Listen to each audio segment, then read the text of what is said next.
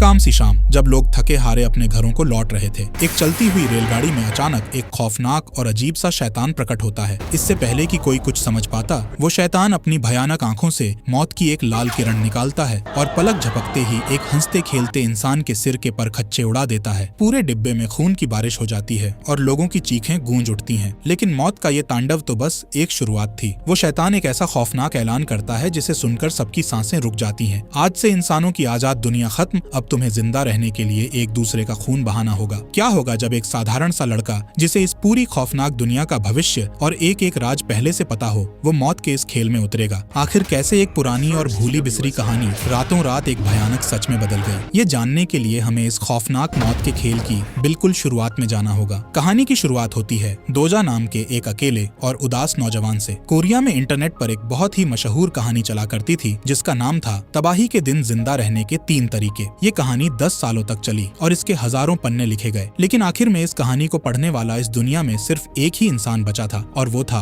दोजा। दोजा जब स्कूल में था तब से वो इस कहानी को पढ़ रहा था और आज जब वो बड़ा हो गया है तब भी वो इसे पढ़ता है। इस कहानी का मुख्य किरदार जंग ह्युक एक बहुत ही ताकतवर योद्धा है जो दुनिया खत्म होने के समय आसमान के देवताओं से लड़ता है। उसके सारे साथी एक एक करके मारे जाते हैं लेकिन वो कभी हार नहीं मानता। दोजा को जंग ह्युक से बहुत हिम्मत मिलती थी। जब स्कूल में बुरे लड़के दोजा को मारते पीटते थे और उसे तड़पाते थे तो ये कहानी ही थी जिसने दोजा को वो बुरा वक्त काटने की ताकत दी। स्कूल के बाद दोजा ने एक मामूली सी जगह से पढ़ाई की, छोटी मोटी नौकरियां की और फिर एक बड़ी जगह पर कच्चे कर्मचारी के तौर पर काम करने लगा। और आज दोजा के काम का वो आखिरी दिन है और साथ ही उस कहानी का भी आखिरी दिन है। काम खत्म होने के बाद जब दोजा अपनी रेलगाड़ी में बैठकर घर लौट रहा होता है तो वो उस कहानी का आखिरी पन्ना पढ़ता है। लेकिन कहानी का अंत पढ़कर दोजा का दिल टूट जाता है क्योंकि अंत में दुनिया तबाह हो जाती है और सिर्फ जंग ह्युक ही जिंदा बचता है। दोजा उस कहानी के लेखक को एक संदेश भेजता है कि ये अब तक का सबसे बुरा अंत था क्योंकि इसमें कोई खुशी नहीं थी। उसी रेलगाड़ी में दोजा को उसके साथ काम करने वाली एक लड़की सा मिलती है। सा का भी काम का आज आखिरी दिन था। वो दोनों बातें कर ही रहे होते हैं कि तभी उनका पुराना लालची मालिक वहाँ आ जाता है और सा को बुरी नीयत से परेशान करने लगता है। सा उसे बार बार मना करती है लेकिन वो नहीं मानता। शुक्र है कि वो आदमी अगले ही पड़ाव पर उतर जाता है। तभी दोजा के यंत्र पर उस कहानी के लेखक का जवाब आता है। लेखक दोजा का दिल से शुक्रिया अदा करता है और कहता है कि सिर्फ दोजा के पढ़ने की वजह से ही वो ये कहानी पूरी कर पाया। लेखक लिखता है कि अगर दोजा को ये अंत पसंद नहीं आया तो शाम ठीक 7 बजे जब दुनिया का नया खेल शुरू होगा तब दोजा अपनी मर्जी से अपना नया अंत लिख सकता है। दोजा कुछ समझ पाता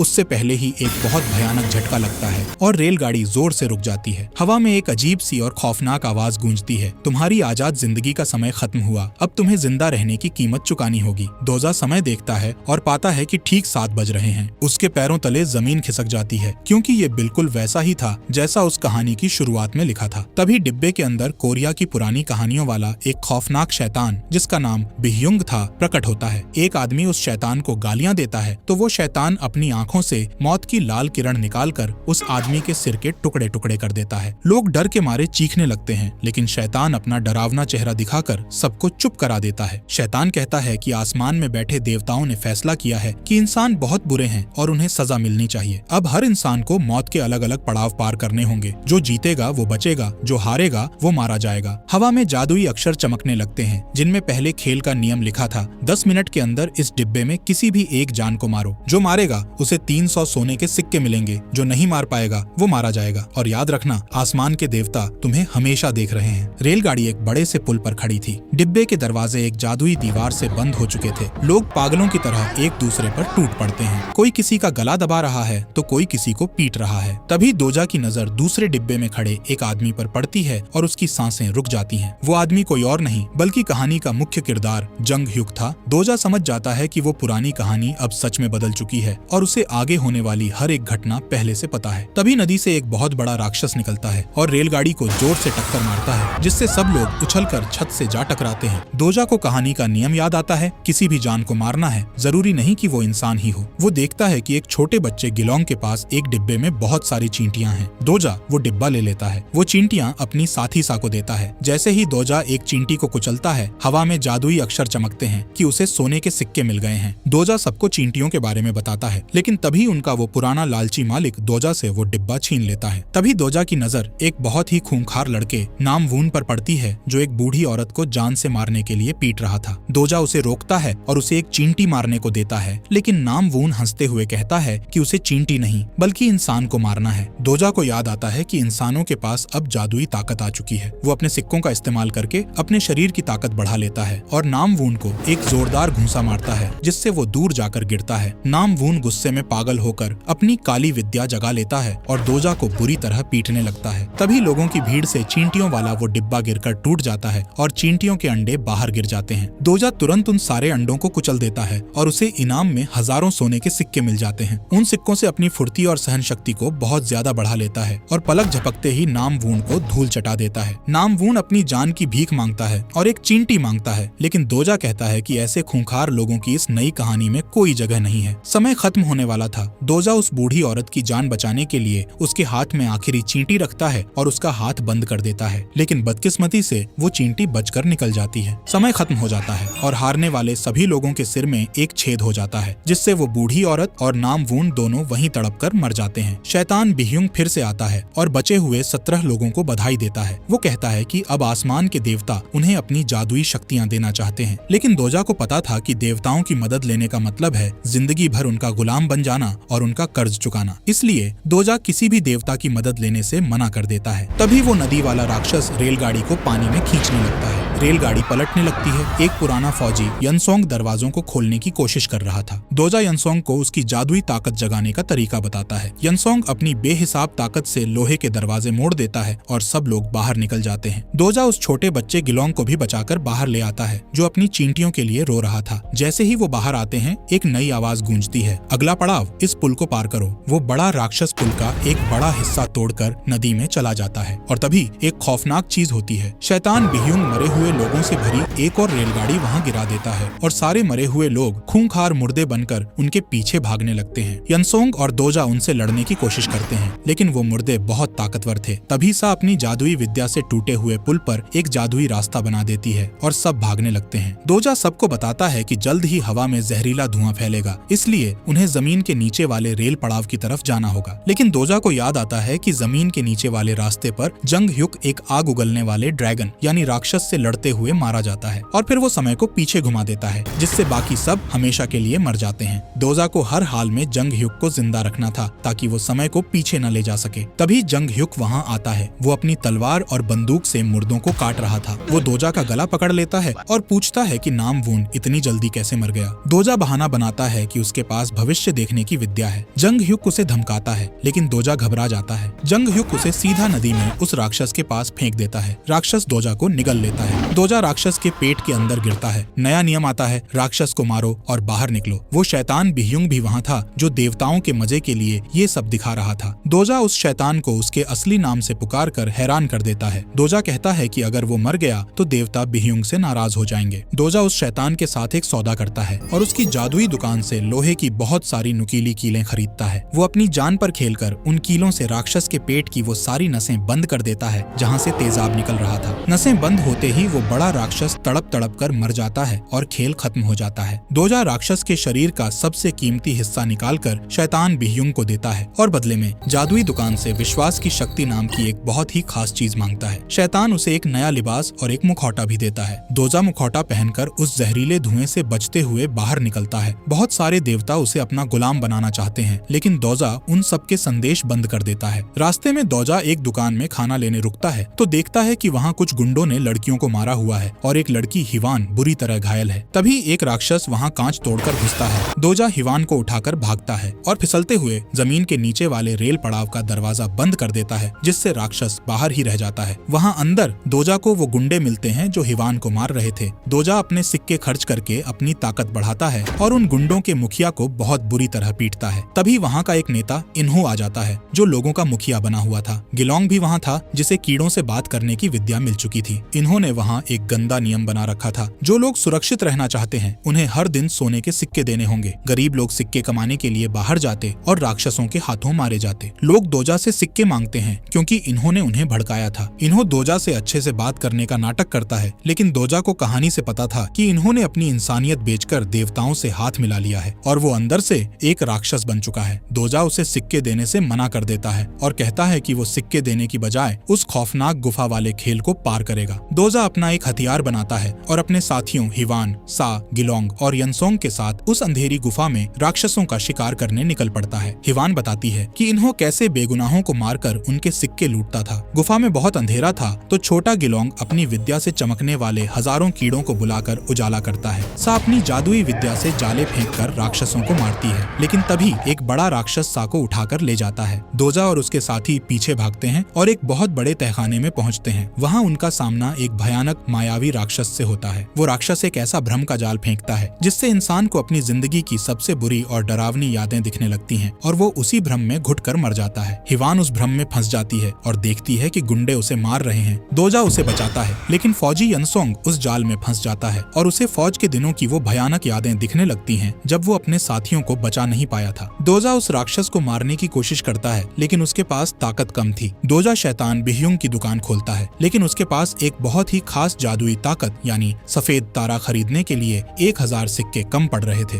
दोजा पागलों की तरह बाकी छोटे राक्षसों को मार मार कर सिक्के इकट्ठे करता है और वो सफेद तारा खरीद लेता है। इस ताकत से उसका अगला वार 100 गुना ज्यादा ताकतवर हो जाता है। दोजा हवा में छलांग लगाता है और पूरी ताकत से उस मायावी राक्षस की पीठ को चीर डालता है। राक्षस मर जाता है और यनसोंग की जान बच जाती है। इनाम में यनसोंग को एक जादुई ढाल मिलती है, गिलोंग को कीड़ों को बुलाने वाला एक जादुई टोप मिलता है, सा को एक जादुई कोट मिलता है और दोजा को एक टूटी हुई तलवार मिलती है। बाकी लोग हैरान थे, लेकिन दोजा जानता था कि अगर इस तलवार में विश्वास की शक्ति मिल जाए तो ये दुनिया का सबसे ताकतवर हथियार बन जाएगी। दोजा उन्हें बताता है कि गुफा में गिरे हुए लाल पत्थरों को खाने से इंसान भ्रम की दुनिया में जा सकता है। वापस लौटकर वो देखते हैं कि वो गद्दार इन्हों एक खूंखार राक्षस बन चुका है और उसका हाथ एक बहुत बड़े और खौफनाक पंजे में बदल गया है। हिवान को आसमान के देवताओं से एक नई जादुई विद्या मिलती है, जिससे वो पलक झपकते ही इन्हों के सारे गुंडों को काट डालती है, लेकिन इन्हों अपनी शैतानी ताकत से हिवान पर भारी पड़ने लगता है। तभी वहाँ के डरे हुए लोग हिवान को रोक देते हैं, क्योंकि वो डरते थे कि अगर ये खेल खत्म हुआ तो अगला खेल और भी खतरनाक होगा। इन्हों इस बात का फायदा उठाकर भागने लगता है, लेकिन तभी दूर से एक अचूक निशाना लगता है और इन्हों के सिर के परखच्चे उड़ जाते हैं। ये निशाना जी नाम की एक लड़की ने लगाया था, जो जंग ह्युक की शिष्या थी। जी सारे सिक्के लेकर वहाँ से चली जाती है। खेल पार हो जाता है। अब वो एक नए और भी खौफनाक मौत के खेल में घुस चुके थे। हवा में आवाज गूंजती है, इस जगह पर सिर्फ 52 हरे रंग की सुरक्षित जगह हैं। जो रात को इन सुरक्षित जगहों के बाहर रहेगा उसे राक्षस मार डालेंगे। पिल्डू नाम का एक खूंखार गुंडा सारी बड़ी सुरक्षित जगहों पर कब्जा करके लोगों से भारी कीमत वसूल रहा था। जिसने पैसे नहीं दिए, पिल्डू की जादुई बंदूकें उसे भून डालती थीं। जी वापस आती है और दोजा को जंग ह्युक का संदेश देती है कि अगर वो रात भर अकेला जिंदा बच गया तो सुबह वो मिलकर लड़ेंगे। दोजा अपने साथियों को सुरक्षित जगहों पर भेज देता है और खुद जानबूझकर एक ऐसी जगह जाता है जो सुरक्षित नहीं थी। शैतान बिह्युंग खेल को और मजेदार बनाने के लिए कुछ सुरक्षित जगहों को गायब कर देता है। दोजा की जगह सुरक्षित हो जाती है, लेकिन वो देखता है कि उसके साथी राक्षसों से लड़ रहे हैं। जंग ह्युक भी एक सुरक्षित जगह पर बैठकर गिलोंग की रक्षा कर रहा था, लेकिन वो दोजा से कहता है कि अगर वो उस बच्चे को मरने के लिए छोड़ दे तभी वो उसकी मदद करेगा। दोजा साफ मना कर देता है और बच्चे को जंग ह्युक के पास छोड़कर खुद राक्षसों की भीड़ में कूद पड़ता है। जब राक्षस दोजा को नोचने लगते हैं तो दोजा वो लाल जादुई पत्थर खा लेता है और भ्रम की दुनिया में चला जाता है, जिससे राक्षसों के वार उस पर असर नहीं करते। भ्रम में उसे अपना वो दर्दनाक अतीत दिखता है जब उसने गुंडों के दबाव में अपने ही सबसे अच्छे दोस्त को पीटा था। उस अपराध बोध ने दोजा को अंदर से तोड़ रखा था। वो उस पुरानी कहानी का अंत बदलना चाहता था जहाँ अपनों को मरना पड़ता है। तभी जंग ह्युक उस भ्रम में आता है और कहता है कि इंसान कचरा है। सुबह जब दोजा की आंख खुलती है तो वो देखता है कि उसके साथियों ने अपनी जान पर खेलकर रात भर राक्षसों से उसकी रक्षा की थी। अब समय था सबसे भयानक दुश्मन का। देवताओं ने इंसानियत की एकता देखकर गुस्सा होकर सजा के तौर पर सिर्फ एक सुरक्षित जगह छोड़ी थी जो पिल्डू के पास थी। दोजा अपनी चालाकी से शैतान बिह्युंग से सारे दान किए हुए सिक्के लेता है और पिल्डू को अपने सारे सिक्के देकर वो सुरक्षित जगह खरीद लेता है और फिर दोजा अपनी तलवार से उस सुरक्षित जगह को हमेशा के लिए चकनाचूर कर देता है। दोजा कहता है कि अब कोई अकेले नहीं बचेगा, या तो सब मिलकर लड़ेंगे या सब मरेंगे। वो पिल्डू को मजबूर करता है कि वो अपनी जादुई बंदूकों से सबकी रक्षा करे। तभी जमीन फटती है और एक भयानक आग उगलने वाला ड्रैगन यानी